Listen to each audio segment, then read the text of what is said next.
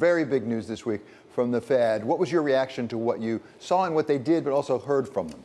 Look, I think they're moving in necessary, painful direction.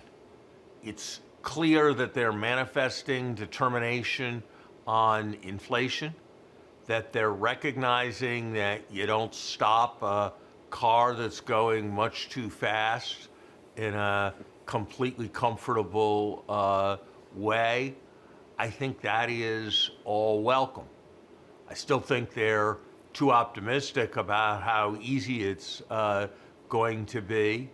Their forecast that peak unemployment will be 4.5%, even as unemployment comes down, even as inflation comes down to 2%, I think is a very optimistic view. It was also very optimistic when it was echoed by Secretary Yellen.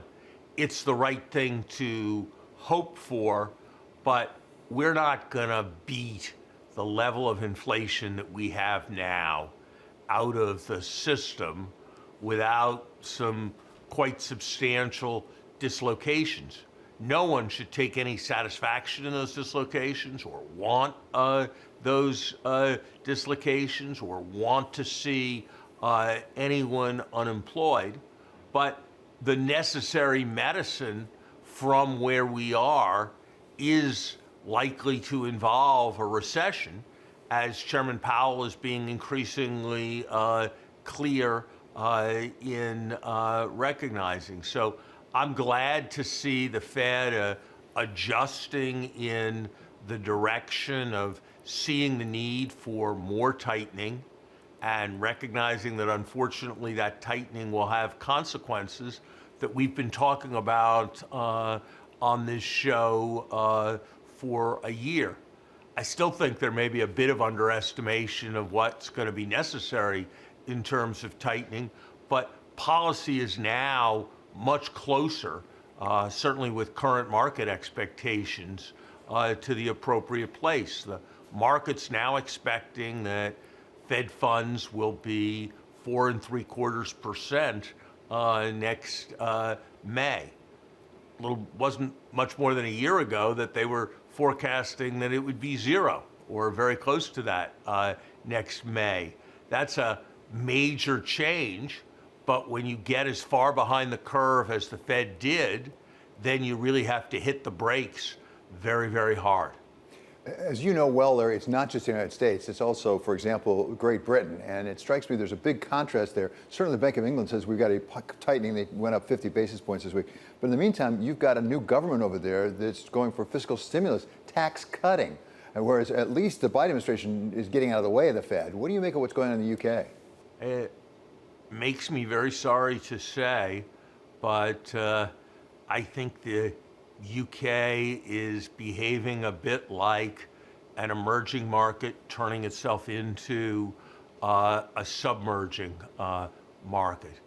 There's nothing in the pattern of market response in the UK that suggests anything but fear rather than confidence in the policy approaches being taken. It would not surprise me if the pound eventually gets below $1, if the current policy path is maintained. This is simply not a moment for the kind of naive, wishful thinking supply side economics that is being pursued in Britain. Between Brexit, how far the Bank of England got behind the curve, and now these fiscal policies, I think Britain will be remembered for having pursued the worst macroeconomic policies of any major country in a long time.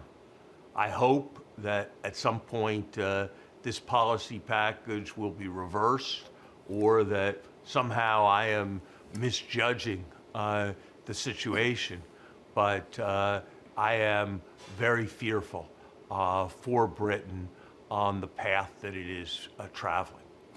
Well, let's even go beyond the United States and the UK. This week, central banks around the world added 700 basis points to interest rates. So it's a global phenomenon at this point. The one thing that comes out of all of it is a newly strengthened dollar. I mean, it sets record after record after record. What does that mean for the global economy? Look, a strong dollar is causing inflation in the United States to be lower than it otherwise would be because it reduces import prices, but it's pushing inflation up everywhere else. And because the dollar is the currency of international trade, it's taking lubrication out of the system, and it's putting extra burdens on countries that have borrowed, because when they've borrowed in foreign currency, it's usually been in the dollar. So this is going to complicate macroeconomic management in many countries.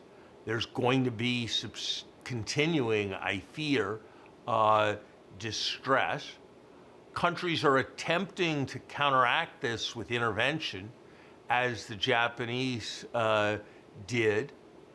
I think we've mostly learned that when you're intervening against the trend, when you're intervening against the direction of monetary policy, which is certainly the case in Japan, your intervention is as likely to create opportunities for speculators as it is to really be effective in changing the path of currencies.